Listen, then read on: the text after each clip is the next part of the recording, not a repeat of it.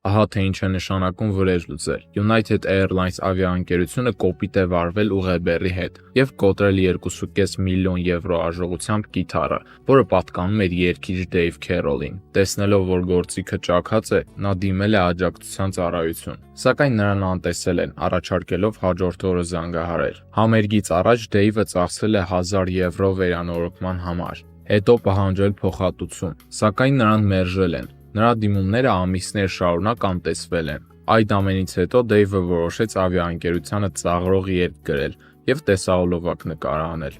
Տեսանյութը վիրուսային է դարձել, հավաքելով միլիոնավոր դիտումներ։ Մեկնաբանություններում մարդիկ զանգվածավոր սկսել են կիսվել վնասված ուղեբեռերի պատմություններով։ Երբ տեսահոլովակը հավաքել է ավելի քան 20 միլիոն դիտում,